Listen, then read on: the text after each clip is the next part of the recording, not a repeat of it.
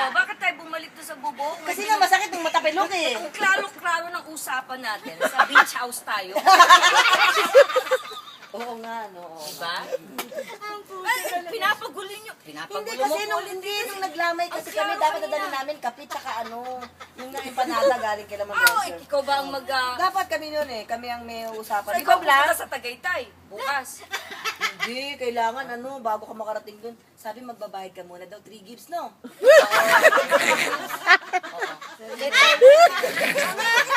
Hindi mo pa sinusubaybay, hindi mo pa nasusunod ang pag-uusap namin.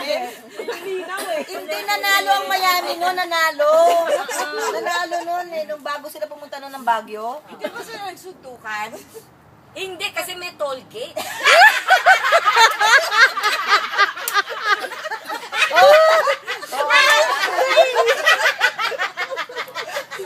Paano? Sabihin mo. Sabihin mo yan. Paano sila magsusuntukan? Kung may dumadaan na RV. Oo nga. Malabo yan. Ibig sabihin, habang may RV, nagsusuntukan sila. Sa RV sila, nagsusuntukan sila. Saka mantakin mo, namimili sa Victoria's Secret pagkatapos pupunta na si Mo. Nag-file daw eh. Nag-file. Divorce. Ay, di magtaas tayo ng kamay dyan. Sino Oo, ma'am. nagsabi? Nakatanong lang kami.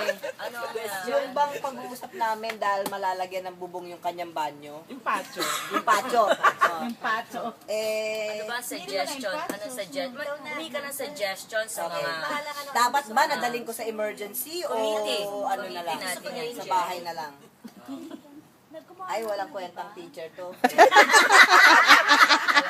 Walang alam to. Kaya nag-crush ka na lang. Paano naging guro ito? Ah, guro ba siya? Mag-Candy Crush ka na lang. McKinney. Hindi niya, hindi siya Hindi masyadong... niya nasusundan ang ating pag-uusap. Masakit pagka ganun talaga yung namimili ka ng hindi mo gusto yung pinamimili mo. Kasi hindi kasha eh.